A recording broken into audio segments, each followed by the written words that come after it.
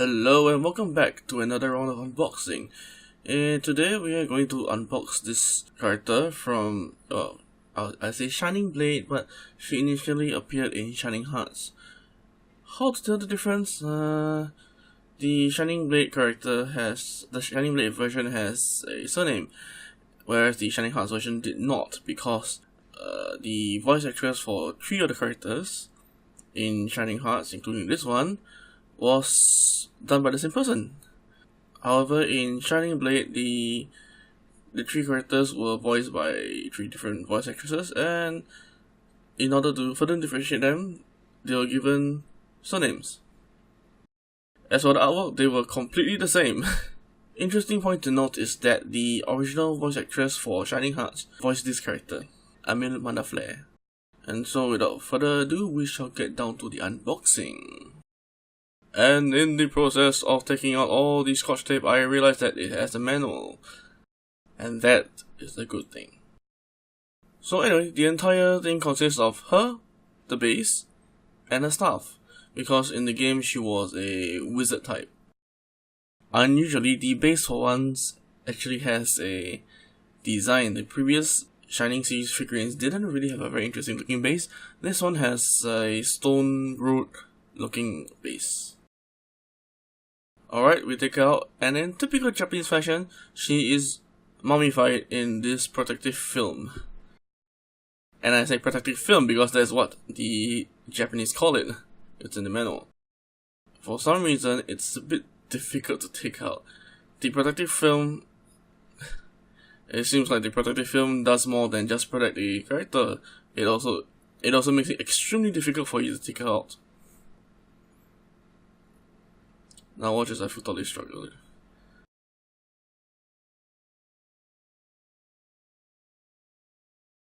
So here is the staff. I hope it is not a 2-piece staff. That would be extremely pointless, really. Alright, now we'll set about demummifying her. Okay, first taking out these parts is simple enough. Can kind of stretch it out. The funny thing about this film is that some parts are sticky and some parts are not. And wait, why is the dress movable? Yeah, you didn't see that wrong. The dress was movable. This means that she comes in 2 parts.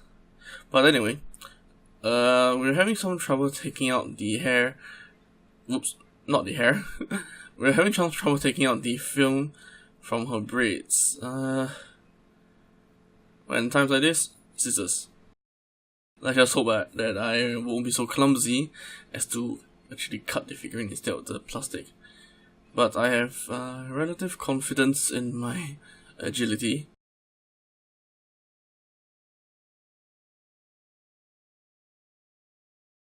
Alright, that's done. Now for the rest of her. Okay, it seems that I might have to take apart the figurine because there's a protective film in her body, literally. Let's check the manual. Let's see. Yep, she can be taken apart. I have absolutely no idea why does she need to be taken apart. I mean, what's the point? Why does she come in 2 pieces? I guess we'll find out. Right. Let's hope I don't break anything this time. Well, yeah, that came off quite easily. Oh, really? Really? While we ponder this situation, let's take out the protective film from the base and the rest of her. Right. So, does this mean that I can pose her without her skirt? Really? I mean, was this some kind of new fetish? You know something? Just for the sake of it, I'm going to try it, okay? I am going to reattach the top half of the body without the skirt. And let's see how that looks like. And in case you don't believe me, watch this.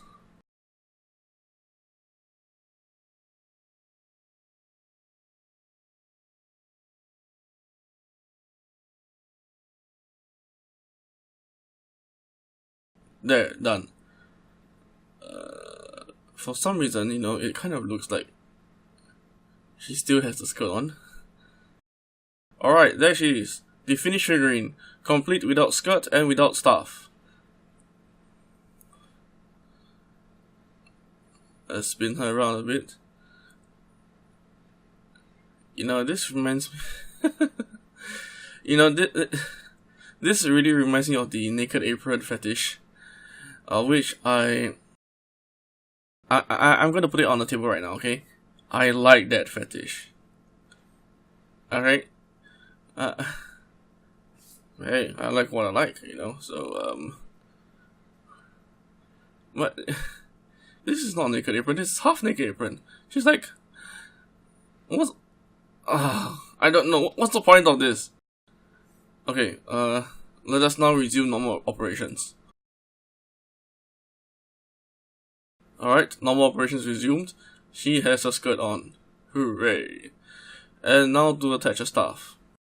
Now, according to the manual, her staff can be inserted directly through her hands.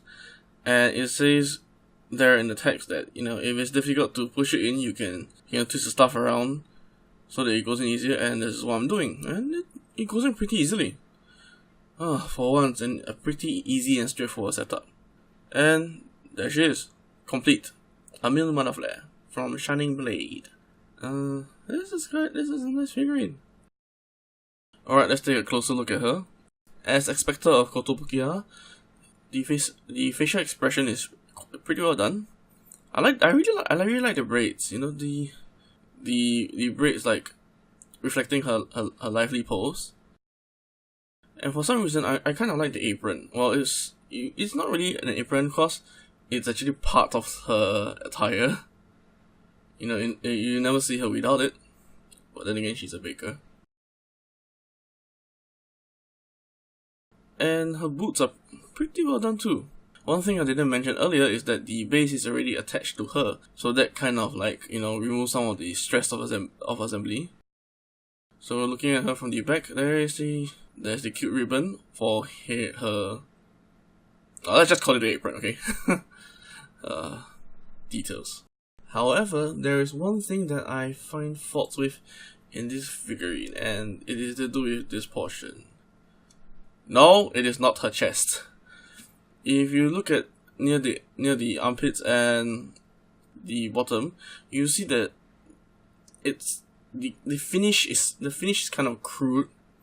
You know, I think that little bit there on the bottom right and the top left is like, you know, the finishings that were kind of like unpolished, and coming from Kotobukiya, that's kind of surprising because in my book they are second best in terms of quality. The best, of course, being Alter, and yeah, they have reliable quality, pretty good sculpting, and to have this oversized is kind of uncharacteristic. Well, then again, other than that, I'm very satisfied with this figurine. I like her pose, I like the art, and of course the ease of assembly is a great plus point. Well, I hope you enjoyed this, and I'll see you next time.